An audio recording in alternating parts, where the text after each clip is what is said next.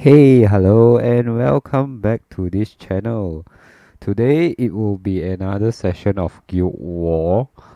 Um, because that is the only thing that I believe I'm pretty good at this game.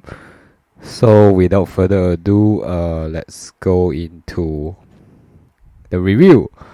So it has been past 1 day, and I have already performed all my battles. I'm just gonna review the replays and just to like explain about how I approach a certain thing. I do have some few failures this time because the opponent's defense are pretty strong.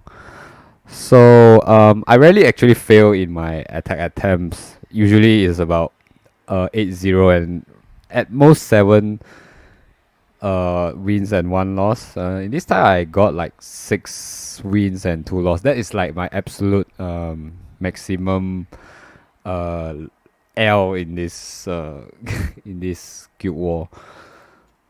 But granted, probably is because most of my opponents are doesn't have like very high combat power, so maybe that might be one of the reasons. Like if I were to fight against like a very top guild in this game, my chances of losses will be even more. So without further ado, uh, let's look into my record.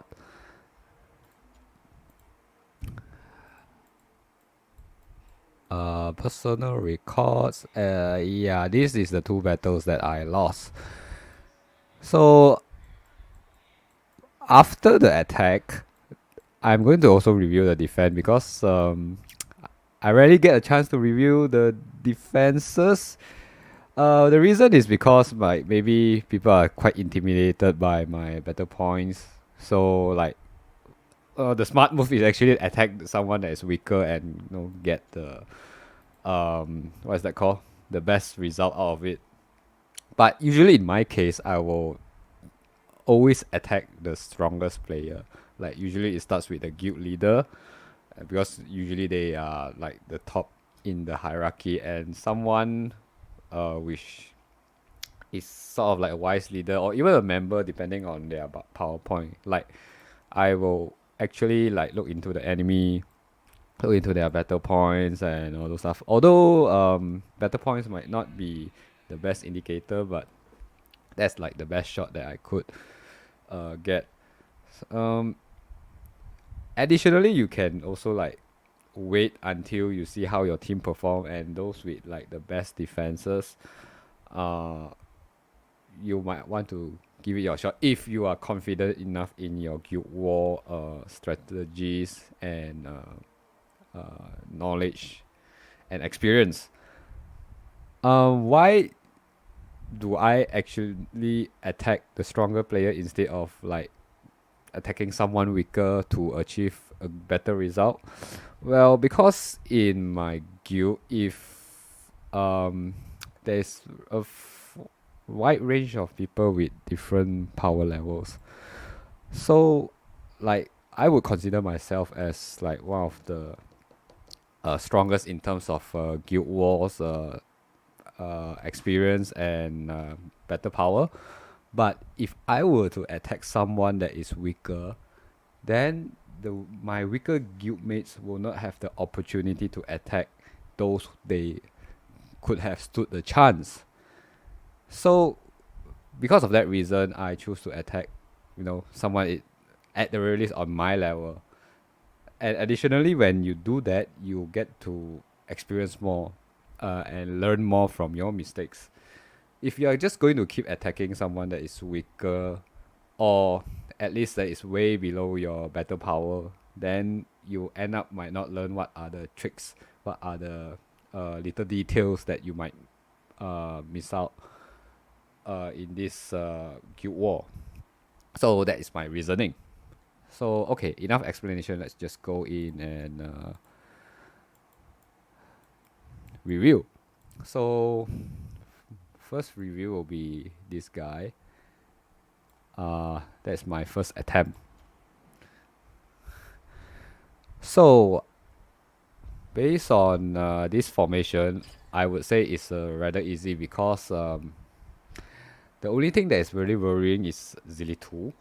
So I'm summoning these wolves to bait out Zili2's ultimate.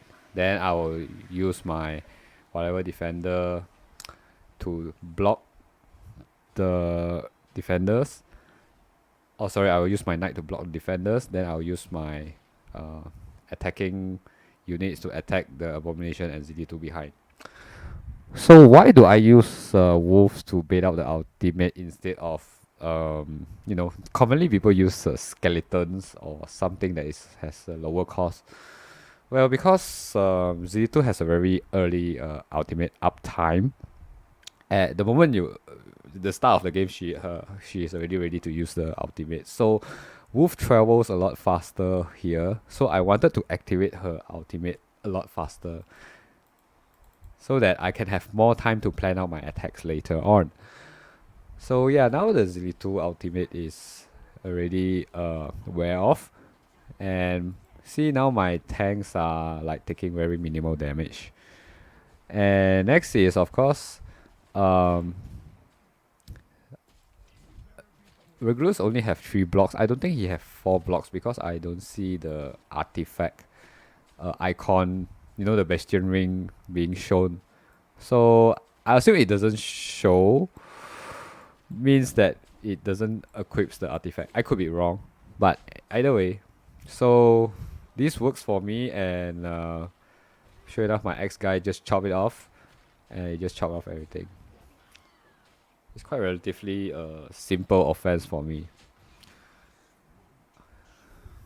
So that's how I did it.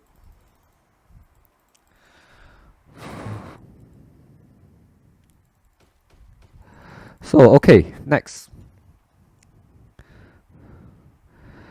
Um,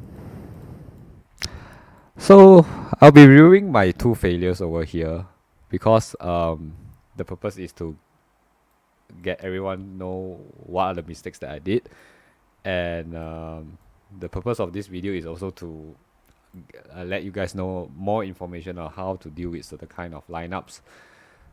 So let's look into it. Okay, this formation is actually very uh great because you have a Brokia over here and you have a Sylas over here. These two is actually the one of the hardest lineups or defender to deal with. Sylas is top tier in the game. Like I would say that he is actually the best unit in the game. He can be used in almost every area. Of course, Immortal Codex is a separate story, but in almost every, even the most unused place in Gear 1, right? There are some people still using him because they want to burst down the boss quickly. Gear 2, Gear 3 is definitely usable.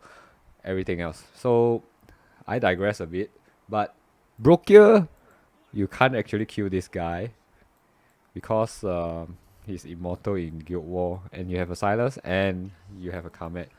So pretty much, this team is quite complete. And Araka allows Sylas to place behind because if you place Sylas somewhere over here, the archer will you can just spawn 2 archer and shoot it down. You can also actually place it, I believe is here, but he need the Azurin to heal the defender. So I think this is his best bet. So my intention initially is to bait out the ultimate, as you can see here, and this guy just like melted. He's supposed to be like a very high HP strong defender. So once the ultimate is finished, I'll put my knight and 2 healer. So my assumption is there's 3 blocks, and I save up my cost to spawn the wolves. The wolves will most likely kill Araka, and after that you'll go through because I don't think I can kill Brokia. And there's a Ezreal over here. It's almost impossible to kill this guy. And you have all this DPS is killing your unit. So it almost worked.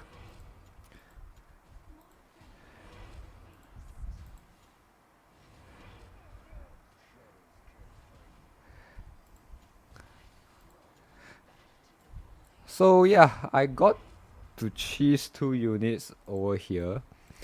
And I kind of I can only try the same approach, but my time is kind of taking off. And the opponent's ultimate is also ready. In fact, I think I got too impatient. I should have waited Karmet ultimate to finish. So, because I still have 20 over second and Wolves definitely have enough time to move here. But I made that mistake, so that was on me. So that is how I kind of failed in attacking him. So in my next attack, I thought I would. Oh, sorry. I thought I would succeed, but I make another mistake, which I'm gonna show you right now.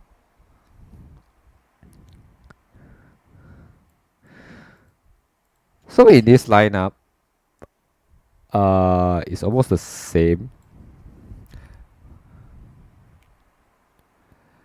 So I waited Kamet ulti to be ready, and of course to bait out.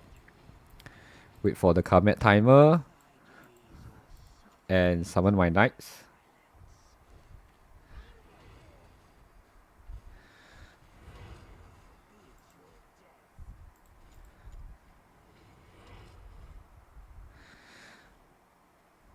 So this time, I waited a bit too long because I want to summon 2 epic wolves to clean the job. But what I did not notice is the Sylas already killed one of the healer. So now Broker is left one more block. And the more wolf is going to stuck here and less wolf is going to go through.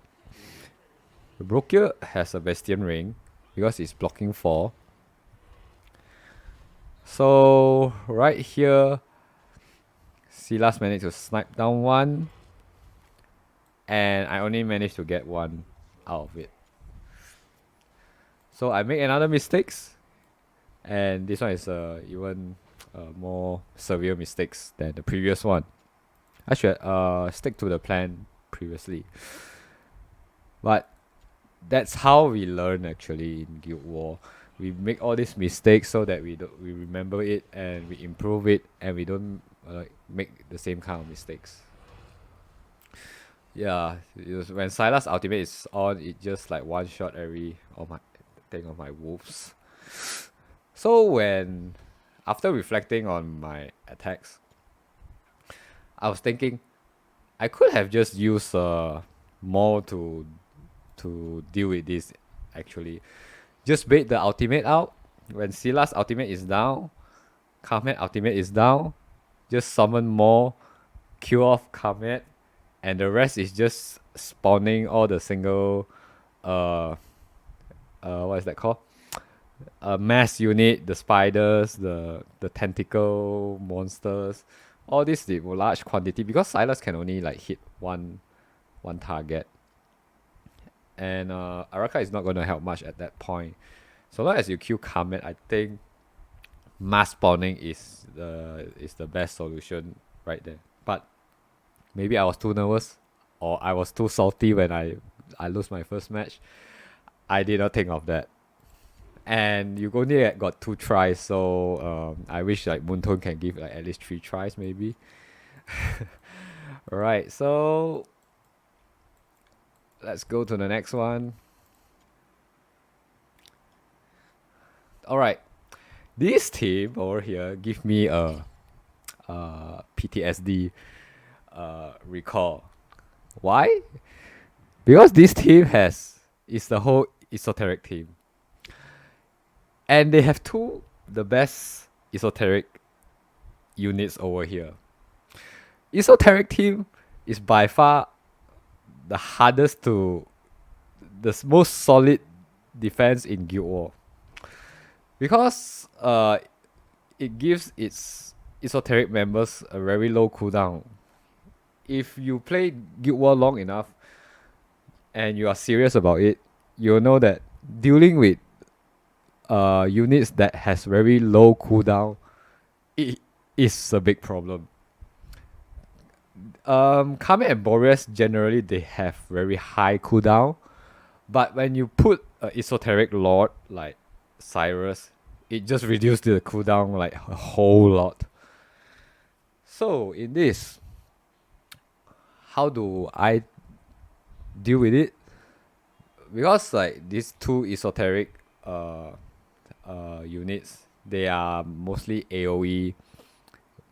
So I'm taking more because I respect the defense of this team. I have previously, I in my video I said that usually I have mostly wins, and most at most is 7 wins 1 lose. That 1 losses is all to esoteric team. So out of that respect, I will put my more out. So how do you deal with this team? Okay, first, if you don't have more and the opponent's battle point is almost similar or higher than yours, I would advise to skip it unless they have a very odd position that you can make use of the weakness, like spawning an archer shooting down. But in this case, I don't see much weaknesses aside from having double mage to kill. But you know, Cyrus is a defender, so very likely it's very hard to kill. And on top of that, you have Azrin, which makes it even harder to kill. So, in this kind of AoE defense lineup, you will be thinking that maybe I can just like spawn something that is bulky, like you know the Destruction Knight or something like the Shield Defender to tank it, and then I summon my what is that called? This X guy to clean up everything. Like, but you see that first in almost before the first minute, my Destruction Knight is already like dying, and my Destruction Knight have pretty high battle points. So anything that is not a Destruction Knight, even though without their ultimate online, it will die pretty quickly, and you are dealing with 2 defender over here. So it most likely not gonna work. You need something like a more to like slow down their DPS, then you can only succeed.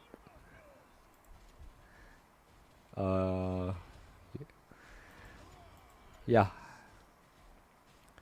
So Maul is gonna kill everything except for this defender, but it's okay. Now that I can spawn all my attacking unit and achieve my objective.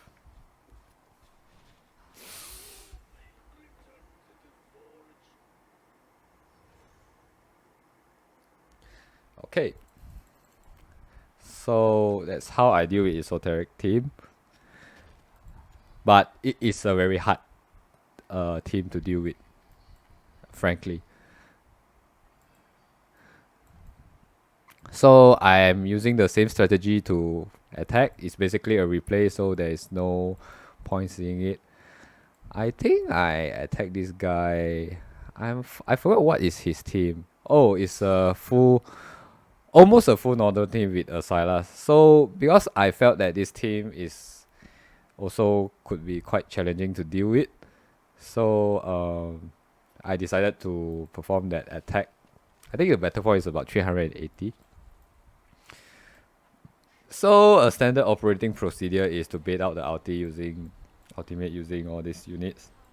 Then having something to tank. These are very standard procedure for Guild Wars. And once you have 3 blocks, then you spawn all your attacker. Then you attack the back line, and it's just like pass through very easily. On top of that, there's not much AOE here, so I am attacking this guy quite comfortably too.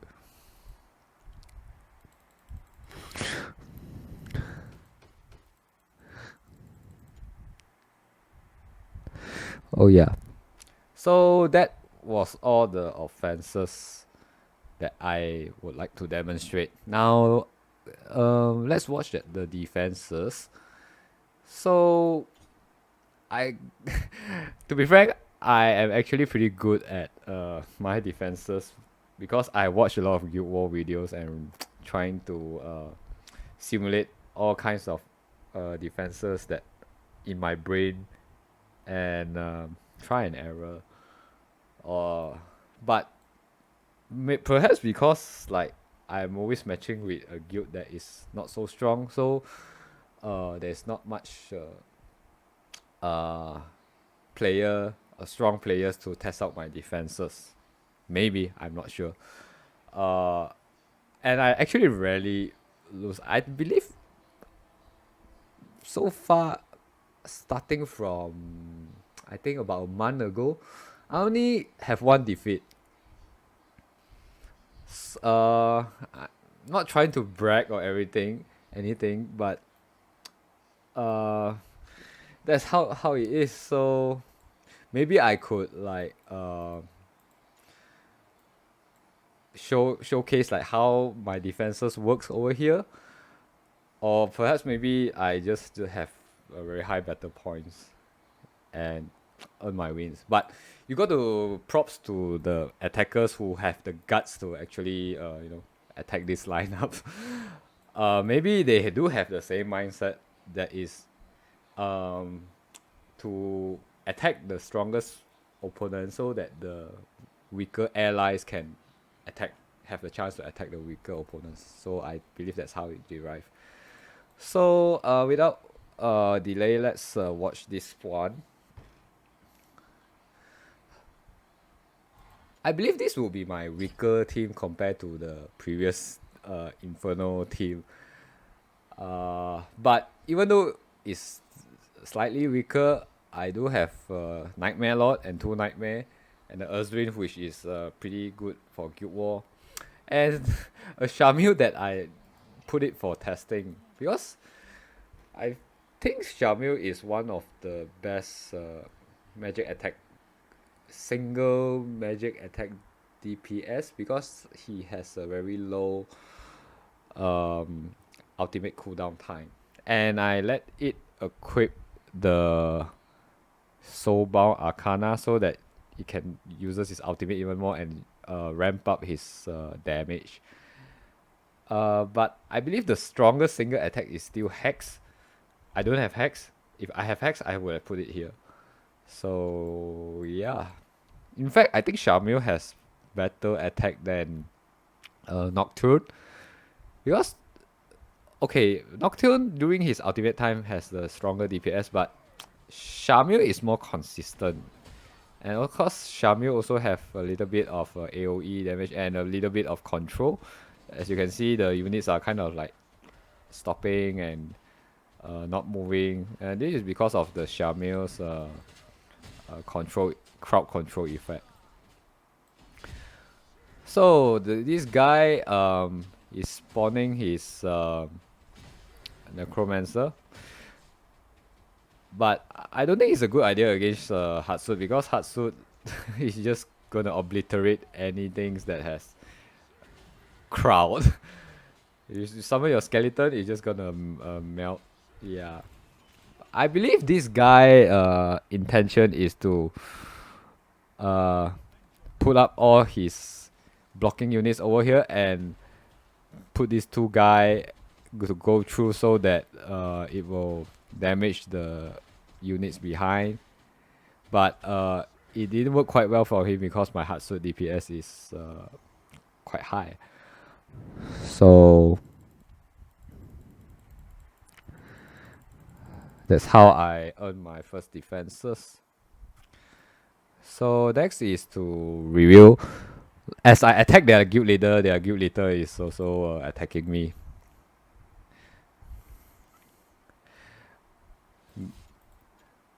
this team in this guild war, there are five defenses. I don't know why they keep on attacking this team, whereas the other team is a lot weaker. Perhaps they think that there's only one defender, so it's quite easy for them to run through. But that was actually a false sense of uh, you know strategy, because my gun can actually block 7 units.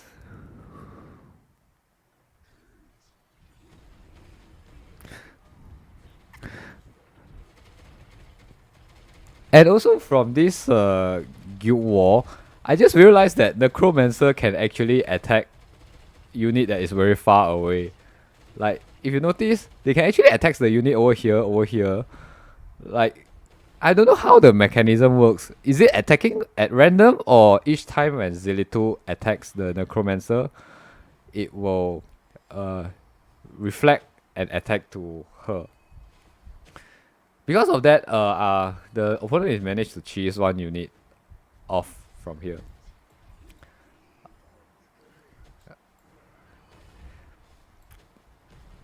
As I read the description of Necromancer, it never says that it has such ability to do so. So, if you guys have any idea how it actually works, do feel free to share in this video or in my comment, so that everybody could also benefit from learning.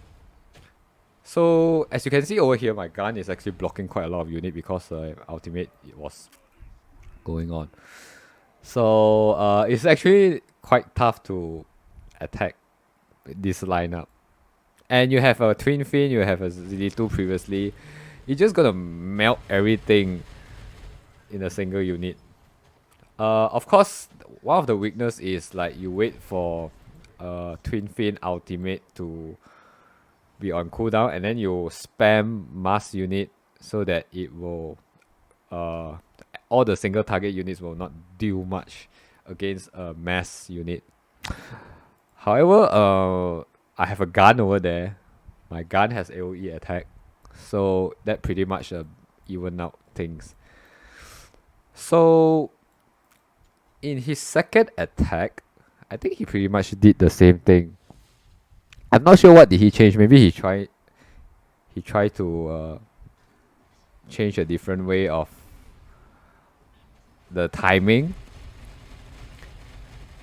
He did manage to kill off my Zilitu for this lineup, for this attempt, but it was not quite enough for him to break off my defenses. Yeah, he's trying to kill off this my DPS and maybe trying to let the wolf and go through by having my defender to block more than 3 or 4 units, but unfortunately my defender can block 7 units. So yeah, that's how this lineup works.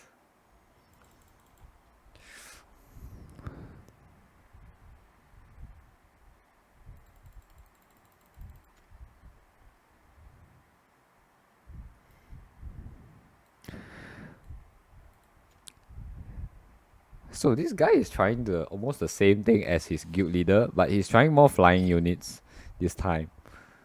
So again, summon the skeleton, the Chromancer is trying to summon the flying unit, but I have a Setram ultimate is going online. If my Setram is at his downtime, perhaps he might have a chance to actually attack. But yeah, he could have tried that, and I could have leaked at least 2 or maybe 3. So this guy, I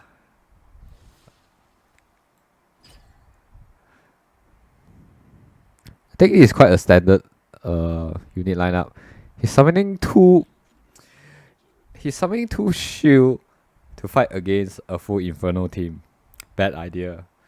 Because the shield guy have very less defense against magic attack. You have Twin Fin, you have Zilitu.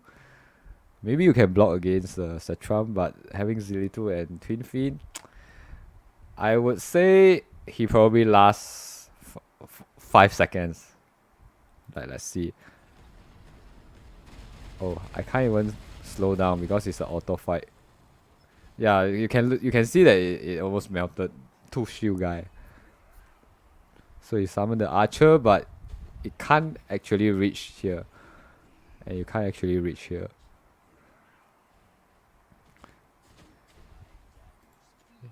Trying to use the X guy, but my gun has very solid defense. I believe my gun has about 15k defense.